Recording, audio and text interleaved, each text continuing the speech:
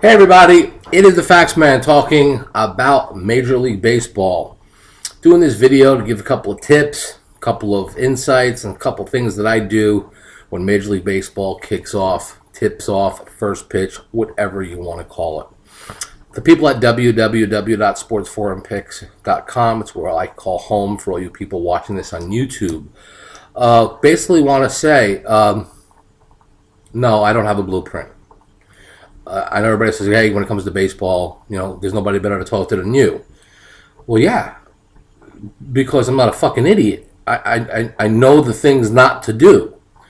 And if you know the things not to do, it kind of helps you do the right things. Favorites. A lot of people like betting favorites. Oh my God, Sabathia. He's home against the Twins. The Twins suck. I'm not looking to lay 180. I'm looking to win 100.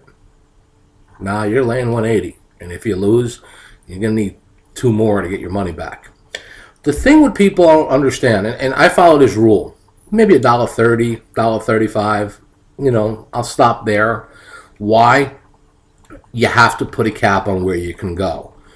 There are days where I look at games that are minus $1.50 that I'd sell my mother and bet. Well, my mother's 85. That's not really a fair bet. But I guess my point is, sometimes you gotta have to bite the knuckles. Oh, why did I bet that fucking game? It was a good game. Because you fall into that trap 1, 2, 3, 4 times, you'll never get out of it.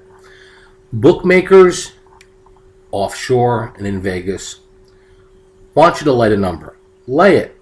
Lay whatever you want. Because a guy laying big money on a game, he's eventually going to he'll be broke by the All-Star game. It just happens. You don't lay, 9 to 5, 2 to 1, 220, 230. You just don't do it. But then what happens is handicappers or players, they say, you know what? Here's what I'm going to do. I'm going to bet like 3 or 4 $2 favorites, parlay them up, and get like 2.5 or 3 to 1 for my money. What a great investment, right? I'm not laying 2 to 1 now or 250. I'm actually getting odds. Yeah, but you got to win 3 or 4 games. It's fucking silly. Okay, it's hard enough to win 1. You want to win 3. Again, you parlay big favorites, you will be busted. It's just the way it's been. It's the way it'll always be. The bookmaker, what he's afraid of the guy that's got a pair of balls and a $100 bill in his pocket and says, yeah, I'll take the Mariners. Yeah, take the Padres. Take Cleveland. 3 dogs, put $100 on it. Got a shot at picking up, $1,200 or G, whatever. If he wins, he wins. Now you got a guy who got $100 to his name. Couldn't win any more. That's his max. He can't win any.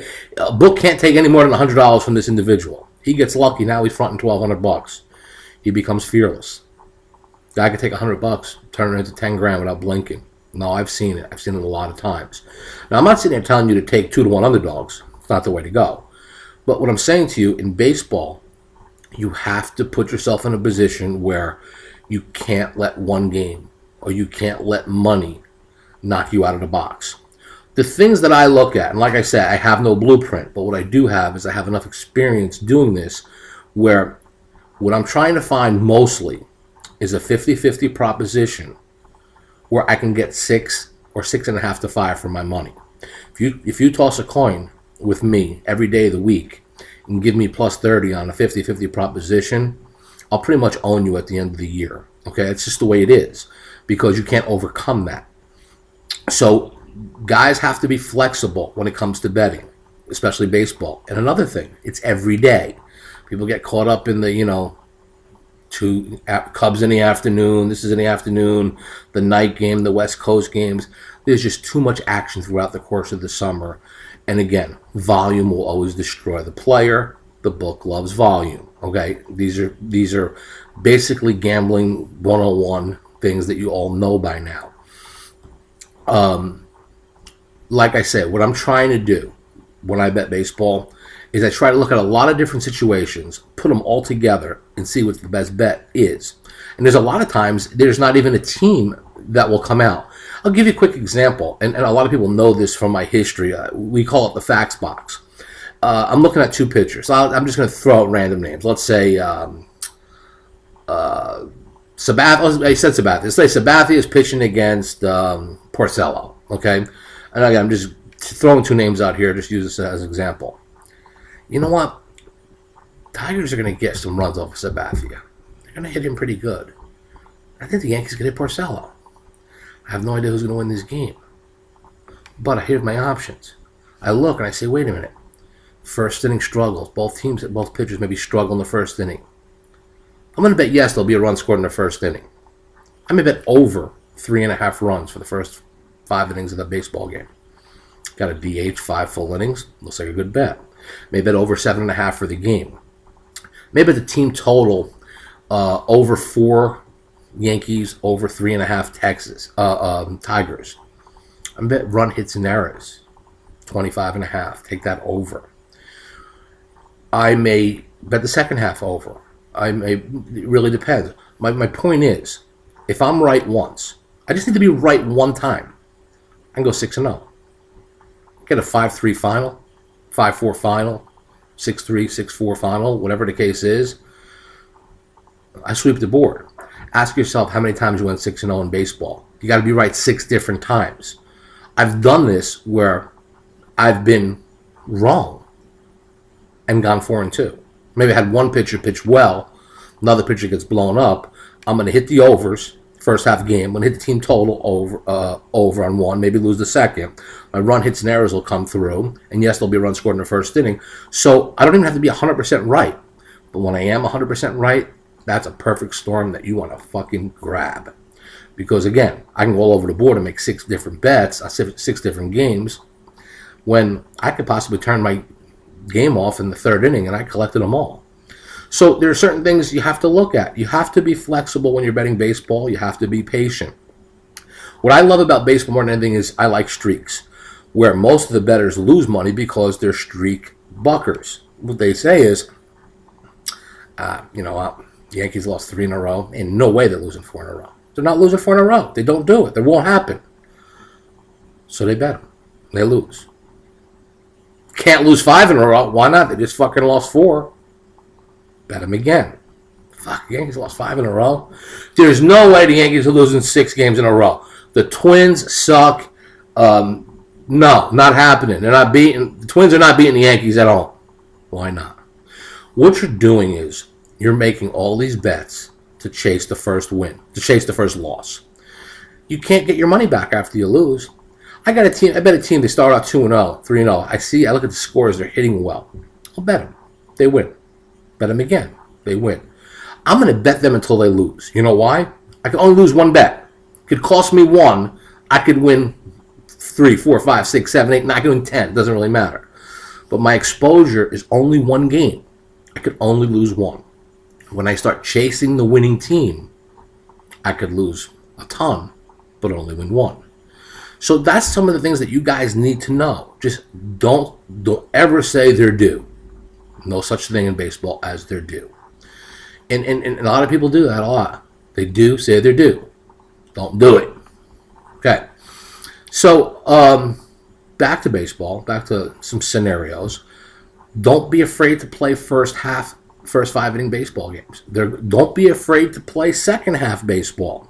I know a lot of times what I'll do is, I used to do this a lot with good relievers. Got a game, let's stick with the Yankees. Not because I'm a Yankee fan, but I've done this in the past. Yankees are winning 3-1. Pitchers pitching really, really well. Second half line comes out, 3.5. Well, there's not going to be a bottom of the 9th. The Yankees are winning. Hey, Mariano Rivera will pitch the top of the 9th. No more, but my point is, let's scratch the 9th inning out. We've already eliminated 1 inning of the game. Who's coming up in the 6th inning for the team they're playing? Let's say the Twins. 6, 7, 8. Bottom of the order. That's good. Knock out the 6th inning. Take it away. Who's coming up in the 6th inning? The Yankees. 5, 6, 7, 7, 8, 9. It's good. Let's take away that inning. So now we're betting the second half under in a baseball game where we've knocked out the 6th inning and the 9th inning, percentage-wise, where there shouldn't be runs scored. All I got to do is get through the 7th and 8th, and we're good. So I'm betting under 3.5, technically, for 2 innings. And if my pitcher is on a low pitch count, I could probably go right into the closer. If there are situations where the ball just hasn't been carrying, and you see a small score like that, same thing. So there's a lot of ways to make money other than just betting a side or a total. There's a lot of ways, and it's up to you guys to maximize that kind of advantage that you can have. I like first inning run scores. I mean, I had numbers. I think it was Brett Myers 2 years ago. 13 straight games he pitched in, or 14 straight games he pitched in where there was a run scored in the first inning. Odd part about it was it wasn't always him. I mean, he might have been responsible for half of them, but when he seemed to pitch, there's been a run in the first inning. Who am I to say it's not going to happen again? It's not luck. I mean, maybe it is luck. But guess what? If it keeps happening over and over again, why not keep cashing it? Remember, you can only lose one bet. If I say, wait a minute, there's always a run scored in the Myers first inning, I'm going to say no this time, after the seventh time. Why lose? Lose after the 8th, lose after the 9th, lose after the 10th. That's the difference with baseball. Success in baseball comes from a lot of different things. You can't sit on a lead in baseball. There's no time clock in baseball. So you can't, if you're up 8-1, okay, if you're up 8-1 in the game, your total is 9.5, and you have it over, a team that's winning 8-1 is not going to say, well, fuck it, I might as well strike out. I don't want to run up the score. Where in basketball, you can clear the bench. Where in football, you can take knees or run the ball. There's a lot of different scenarios where you can really take the foot off the gas pedal. In baseball, you can't do it. If you got an under in a baseball game, you can't tell a pitcher, I went 7 innings, gave up 1 hit, struck out 9. I feel sorry for these motherfuckers. I'm not going to give up a couple of hits, a couple of runs. I mean, what the hell? Doesn't happen. Baseball is the only game where no one's going to not try. They're just not going to try. I hear people say, well, the bullpen. I always get fucked by the bullpen. I got a pitcher. Well, again, if you got a team, if you're betting Strasburg, who's a tremendous 5-inning pitcher, 6-inning pitcher, if the side makes sense, lay a half a run at a cheap number or play under if you like the matchup seems right, as opposed to going the whole game. I think Strasburg lost 3 games to the bullpen in like a 4-game stretch last year. So that's a scenario where you got to look into as well. Key thing, never lay a run and a half on a home team. And trust me, this is what you're going to see. Washington Nationals minus 220 with Strasburg against the shit Padres at home, minus 220.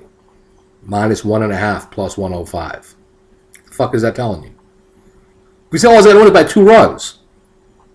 Yeah, but that an extra run is like an extra touchdown in football. I mean, a lot of games fall 1 run.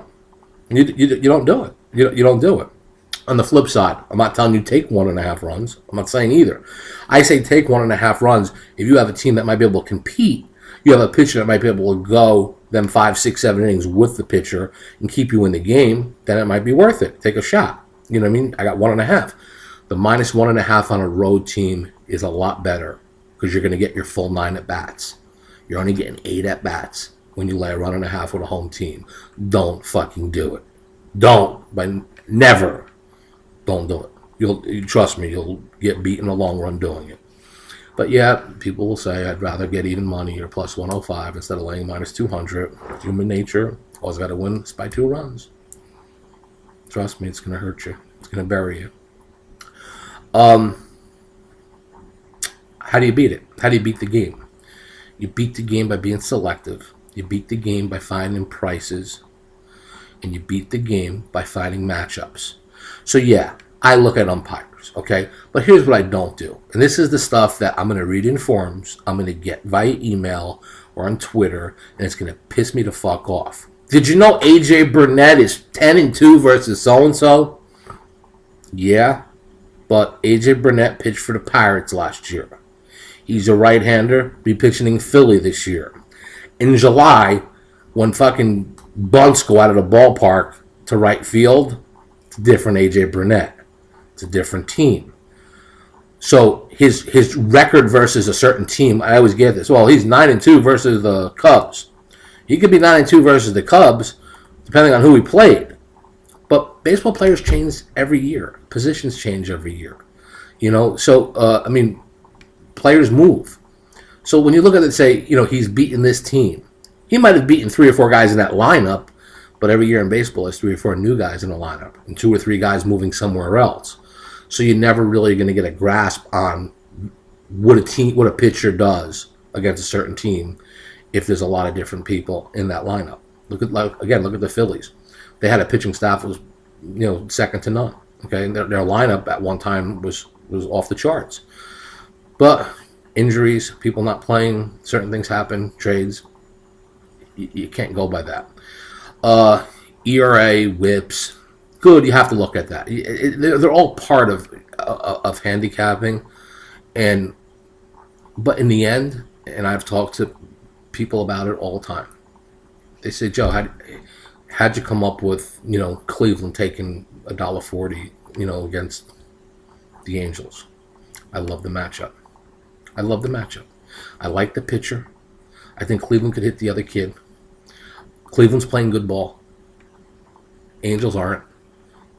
I like my shot. I got a better than a 50-50 shot. I'm getting 7-5 for my money. I do that all day long. So it's to me, it's you know, I could glance at 2 pitchers, 2 teams, and get you a line and a total in less than 3 seconds. It's just years and years of doing it. Football, I have no idea. Basketball, you know, it's tough. What's the line in Kentucky, Syracuse? I don't know. Probably be 10 points off if I had to guess. No idea. It could be anything. But baseball, pretty much no. And the thing with baseball, you guys, you have to realize this. Home field, home field in baseball, it's probably the weakest of the football and the basketball and, you know, hockey, I guess. Hitters hit, and when they're hitting, you bet hitting teams, and you bet overs. When they're not, you bet against them, and you bet unders. People ask me, what do you like more, overs or unders? Well, I like unders. I like unders. Why? Because before that first pitch is thrown and I have a winning ticket, I'm sitting on the line waiting to cash it. I got over 8.5 runs. The guy throws a pitch, it's still 0-0. They got to beat me. Let them score 9 runs and beat me. If they can score 9 runs and beat me, I'll walk off the line, go back to the dice table, and I'll rip up my ticket. But they have to beat me. They got to get them runs. Some way, they have to get them. Now, that doesn't mean I don't play overs. I do. I'll play overs when I have that perfect storm, that perfect matchup. But never will I sit there and say one team should score a lot of runs. People will do this. This team's going to score a lot of runs. The other team, I'm not laying 250, but I'll bet over. No, you never do that. If you think the team is not going to score a lot of runs, bet under. Don't lay the 250. Don't anticipate one team scoring 9 runs to get you the over itself. If you can't get cooperation from both teams, stay off the fucking game. Plain and simple. The videos from all over, everybody doing videos and YouTubes and things on how to beat the game and how do you do this and baseball prospectus and these fucking different things. Stats in baseball are made for people to bury themselves. There's just too much information that can be twisted in a certain way. Hey, you know, if a guy is, the guy's hitting 360 when the count's 2-0, but he's hitting 129 when it's 0-2. Well, no fucking shit. It's been going on for the last 100 years in baseball. This ain't a news flash. So what you want to do is you get a little creative. Try to find a pitcher that throws first pitch strikes. Look at the umpires. See who call a lot of first pitch strikes. I know which ones do it. And I want to see a free swinging team. It's a team that is going to strike out a lot. I got a team that's going to strike out a lot. I got a strikeout pitcher. I got a pitcher that's going to come in be ahead of the count a lot. Get some strikeouts. That might be the team I bet, depending on the number. Maybe bet the under, depending on the total. So there's a lot of different ways to do it. So if I can't sit there and tell you guys, this is how you make money. You got to do it this way and this way. There's just so many factors that come into play when you're betting baseball. And that's why I get the big bucks. I do it. Busiest time of year for me is baseball. People always ask me, in your business, you got to make a ton of money handicapping football. No. I mean, I probably could. But I'm the first one to say, hey, I'm not great in football. I suck in the NFL. I don't even bet NBA basketball. Do you know, could you imagine it's NBA basketball season? People want to pay for picks. People want to get on this program. Who do you like in the NBA? Don't play NBA. Why? Because I'm not fucking stupid. You got that set of rules in the NBA. You can't beat them. You can't beat the NBA. I'm not gonna bet it. It's not. It's not. It's not worth it. Playoff time, I'll bet series, but that's it. So yeah, baseball to me is real important. A lot of people documented they know what I do in exhibition baseball. Spent most of my life in Florida. Been through the Grapefruit League. Been to every ballpark you could possibly imagine.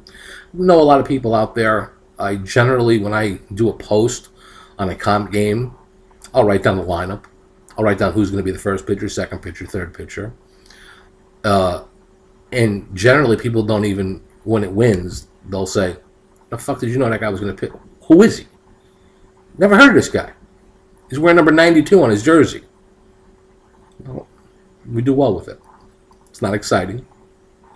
I'm pretty sure a lot of you'd rather be doing other things than betting exhibition baseball, but people want to win. And that's how you win.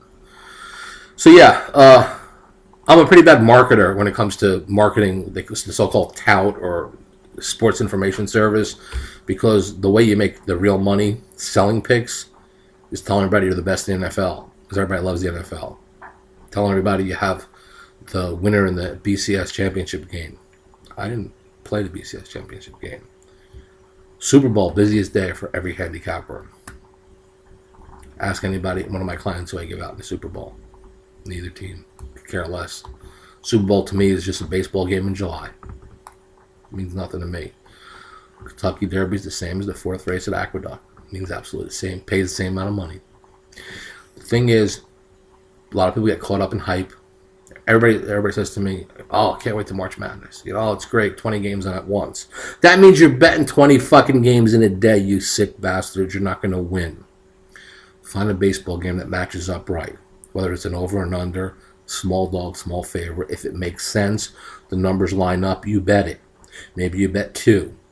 On days you might find 3. But don't be afraid to go back to 1 the following day. If you're going to sit there and play volume daily, 3, 4, 5 games a day, I don't care how good of a handicap you are, fucking bad luck will beat you. Bad luck will beat you. You start averaging 4 games a day, 28 games a week, okay? You could be the best in the world. The law of average says a guy's going to drop a fly ball, ball's going to hit a guy in the fucking nose and wind up somewhere else. It's too many games. You got to walk before you crawl. Be smart. Manage your money the right way. Not in units, that fucking shit. I'm going to get stuck with that. Yeah, this is worth 3 units. This is worth 2.5 units. This is worth 6 units. My established bankroll for baseball is this. You don't have an established bankroll, you fucking assholes. Shit, I don't have one, and I'm rich. I don't have an established bankroll. Yeah, here's my established bankroll. I put this aside for baseball, and then I'm going to bet 2% or 3%. It's nonsense. Nobody bets 2. A guy's got fucking $10,000. He's betting 1.5% of his bankroll. Was he betting $150 a game? Fuck, play fantasy baseball instead. Nobody's doing that. People bet to what they can afford, and they get a little bit more aggressive as streaks get aggressive. But we all want to have that terminology. They just steamed this game to 150. The wise guys are on this. You know how I feel about that shit. It's all bullshit. It's all bullshit. All that stuff is to make your dick hard and get you excited about nothing. Okay? Be disciplined with baseball. Follow streaks. Do not lay a run and a half on with home teams. Do not chase bad hitting teams and expect them that they're due. Do not take a losing team and say they're due to win. Be smart. Look for pitchers who do well or struggle versus 2, 3, 4 in the lineup, 4, 5, 6 in the lineup. If you can control that part of the lineup, you're going to be successful. And those are keys. Those are important factors, you know, when I'm handicapping games. But it's not one thing. It's a lot of things you got to put together. So what I try to do is I try to find check marks. And if I have 10 criteria that I'm looking at in a game, and 6 of them are on one side, 2 of them on another, and 2 of them are undecided, I got to play. And I'm going to do it. If it's, 5-4, and maybe 1, no, it ain't worth it. I'm tossing a coin. I'll toss a coin if the line's in my favor. Like I told you, give me 7-5 on a coin toss, I'm all over it. But that's pretty much it, guys. I have I'll be happy to answer any question you have in the forum. This will be at www.sportsforumpicks.com. But a lot of the questions that you guys are going to want, it's really tough for me to answer because every day is a different day for me. Like I say, I always wake up 0-0. Past is history, the future is a mystery. Best thing to do with baseball, limit the plays, find the value, and don't get caught up in the nonsense and follow streaks, and you'll be fine. I'll get into some other things as weather changes. Find a lot more runs in warmer weather. Some ballparks where you'll see drastic changes once we hit July and August. So there's a lot of different things that we'll be doing in baseball. And again, what I'm doing in baseball, I think is available in the forum. I think at 50 or 100 games at a time. You guys, joe@faxman.com. Shoot me an email. Don't jerk me off, though. Don't ask me a fucking 1,000 questions about what I did last week, last month, or last year, the last 10 years in baseball. Because if you never spoke to me, you never did any good or never did any bad. You're 0-0. Okay? That's not, I could care less. I'm not going to play fucking email tag. Okay? Email tag is for pedophiles. I don't want to get involved in that shit. If you're struggling, you need help, and it's something that you want to join, get a program you want to be a part of, I'll be glad to help you. Providing you're not a sick, degenerate bastard, I'm going to bust my balls. If that's the case, go to pregame.com or go somewhere. Just leave me the fuck alone. Other than that, it's the Fax Man. A little baseball talk right before season. Pitchers and catchers reported yesterday. So, yeah, I'm getting a little excited. So, other than that, everybody, best of luck baseball season. In the meantime, you still got now to March Madness to have some fun. And we'll be kicking off our preseason exhibition baseball season in the next probably 2 weeks. Other than that, that's it. Great day. Good luck to all you guys, and hope to see you guys around the forum.